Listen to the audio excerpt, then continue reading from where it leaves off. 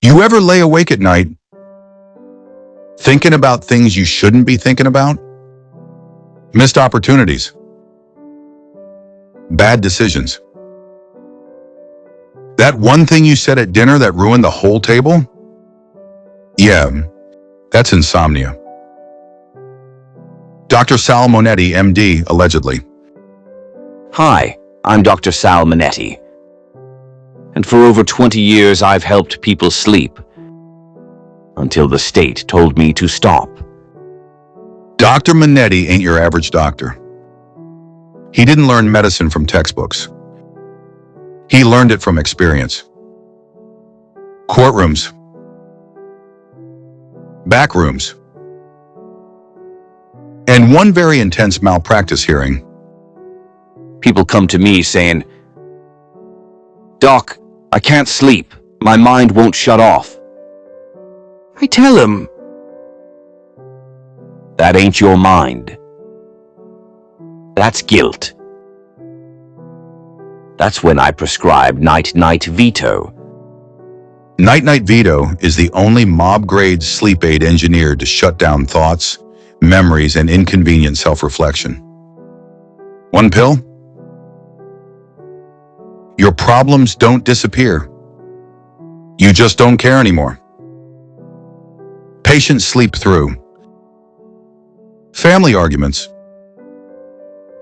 construction noise, and in one case, a full indictment. That's results. No dreams. No nightmares. Just pure, uninterrupted, federally unapproved rest. Side effects may include loyalty, amnesia, and suddenly agreeing with whoever's talking. If symptoms persist, good, that means it's working. Customer testimonials. Larry Wong, I took one night-night veto. Next thing I know, it's Tuesday. Frank Pecoraro, I slept so good I forgot who I was mad at. Still don't remember. Feels great. Doctors hate him. Lawyers fear him. The FDA won't return his calls. Is night-night veto right for you? If you're asking questions, probably. Sleep like you're in witness protection because you can't stress about tomorrow. If you never fully wake up, night-night veto is not a real medication. Doctor may not be real. Do not take before a sit-down, during a deposition, or while being followed. Side effects include nodding, forgetting, and unconditional loyalty. Ask your doctor. Unless your doctor already knows better.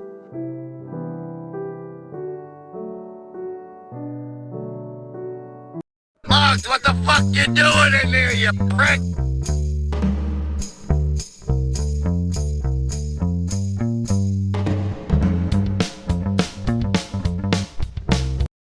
Analyzing Evil. The Psychology of Online Liars. A Pizzaverse Studios production. In association with Palermo Productions. Written by Bambi Palermo. Narrated by Vincent DiPrio. You ever notice something? On the internet, everybody's got a story. Everybody's got a past. Everybody's got connections, secrets, inside knowledge. And somehow, a lot of those stories, they ain't real. The internet didn't just give people a voice. It gave them something else. The ability to reinvent reality. Tonight on Analyzing Evil, we break down the psychology behind online deception, why people lie, why audiences believe them, and why the truth usually shows up late to the party. The freedom to fabricate. In the real world, lies carry risk. You can get caught. You can be exposed. You can lose everything. But online? Different story. Distance creates safety. Anonymity creates freedom. And suddenly, people realize they can say things with very little immediate consequence. So they test it. A small exaggeration. A stretched truth. A little story that gets attention. And when that lie works, they learn something dangerous. Attention as currency. On the internet, attention is everything. Views. Clicks. Comments. Engagement. And here's the thing. Truth doesn't always get attention. But drama spreads like wildfire. So some people learn to weaponize storytelling. They exaggerate. They invent. They create narratives that pull people in. Because every reaction is a reward. The performance of deception, Simonomon. Online lying isn't always random. Sometimes it's a performance. The storyteller studies their audience, learns what they respond to, then builds a persona around it. Confidence sells the lie. Details make it believable. Emotion makes it convincing. And before you know it, you're not just watching a person, you're watching a character. Why people believe. Here's where it gets interesting. Because the real story ain't just about the liar. It's about the audience. People want to believe stories, especially ones that confirm their worldview. If a story fits what someone already believes, they're less likely to question it. Add confidence. Add emotion. Add repetition. And suddenly, a lie becomes accepted as truth. Escalation in commitment. Once someone starts lying online, it rarely stops at one story. Because now they got to maintain it. They build on it. Add new details. Defend it. Double down. And over time, the lie becomes part of their identity. At that point, they're not just lying to others. They're convincing themselves. Exposure. Eventually, something cracks. A contradiction. A missing detail. A piece of evidence that doesn't line up. And once people start asking questions, the entire narrative can unravel fast. Because online, exposure spreads just as quickly as deception. Angie, the Attitude Adjustment Spray. Introducing Angie's Attitude Adjustment Spray. Made with 30% confidence, 20% caffeine, and 50% pure intimidation. It don't cover your problems. It makes them leave the room. Sprays. Once before a meeting boss starts apologizing. Sprays twice at dinner waiter suddenly upgrades her meal. Sprays thrice near her ex. He drops his new girl's hand and says, "Angie, I made a mistake." Side effects may include respect, free drinks, and the mysterious disappearance of haters. This ain't just perfume, sweetheart. It's a public service announcement. You wear this, and suddenly, people who ghosted you start texting, "Hey stranger," again. You walk past your enemies. They cross the street for their own safety. One spritz before work, HR promotes ya. One before brunch, your ex's new girl calls you mom. Two before court case dismissed. Each bottle's been blessed by 3 retired nuns, a hairdresser, and an old-school Italian grandmother who once slapped a cop for disrespecting her ravioli. That's power, kid. That's Angie power. It's not drama if I win. So remember, doll, in this life, you can be liked, or you can be legendary.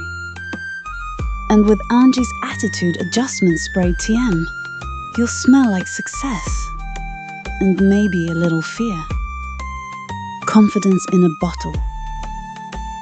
Fear sold separately. Angie the Attitude Adjustment Spray. Now available exclusively through Pizzaverse Cosmetics. Yeah, I tried a spritz once. My landlord stopped asking for rent. Angie, the Attitude Adjustment Spray. The fallout. When an online liar gets exposed, the consequences can be brutal. Loss of credibility. Loss of audience. Public humiliation. And sometimes, complete disappearance. But here's the twist. Some don't stop. They rebrand. They pivot. They start over. Because for some people, the attention is worth the risk. The bigger picture. Online deception isn't just about individuals. It's about systems. Platforms that reward engagement. Audiences that reward drama. And environments where truth moves slower than storytelling. The internet didn't create liars, but it gave them a stage. Morale. The internet is built on information. But not all information is truth. Confidence is not credibility. Detail is not proof. And popularity is not accuracy. Because in a world where anyone can say anything, the responsibility to question falls on the audience. The psychology of online liars reveals something uncomfortable. Not just about the people who create deception, but about the people who consume it. Because every lie that spreads doesn't just have a creator. It has an audience. This has been Analyzing Evil. Credits. Analyzing Evil. A Pizzaverse Studios production. In association with Palermo Productions. Written by Bambi Palermo. Narrated by Vincent DiPrio. If you want to understand the real psychology behind internet behavior, manipulation, and the people who play the game, subscribe to the channel. Because in the Pizzaverse, we don't just watch the chaos, we break it down, piece by piece. And let me tell you something, Bambi. This episode right here, this one's dangerous. Because once people watch it, they start seeing the lies everywhere. And once you see it, you can't unsee it. Till next time.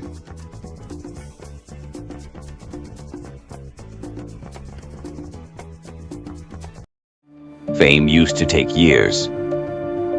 Talent. Work. Reputation. Now, all it takes is one moment. One stunt. One name drop.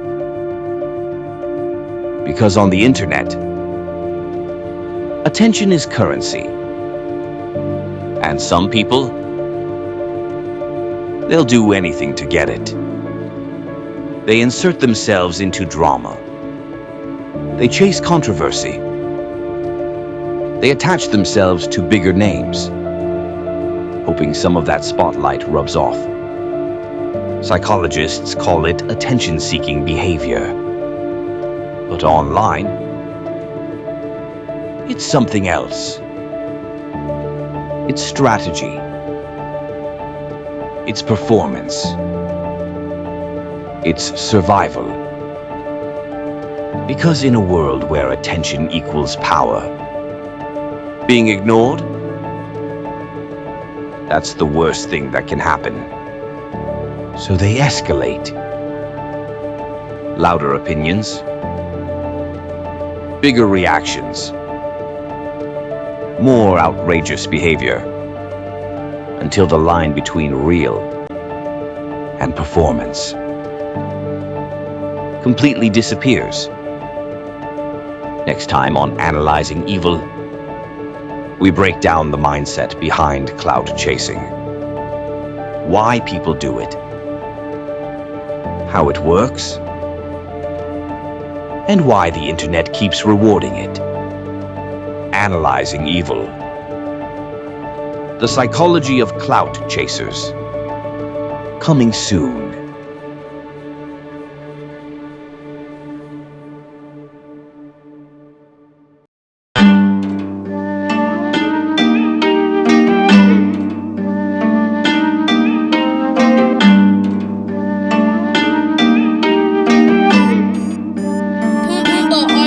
Today I decided to not give you bitches a second of time for the rest of my life. I'll be goddamned if I put in the work and I don't get the credit to fucking suffice. I've been too humble too much in my life, cutting them off so I'm measuring twice. Cause this time I mean it, I'm still fucking bleeding. Bitch, there was better way to hand me the knife. Like poor little Snowy, Bodie is on me. Half of these idiots dumb as a brick. Swear I won't use it when all up on YouTube. My aim with the 45 fucking intense. Imagine if not stolen whip with the 10. Imagine if I finally wanted to quit. Imagine if this industry took the life out of bitch and all I got is fucking revenge. Who would I ride on if I'm about to call it? I think my fans know a couple of names. I know some 5-figure checks that I've written and can't say a word cause I bitch NDA'd. Call on my lawyers cause I keep them paid. But this ain't some shit that my lawyers could save. Cause if I do go out, I'm going out strong. And I'll leave y'all a note with the key to the safe.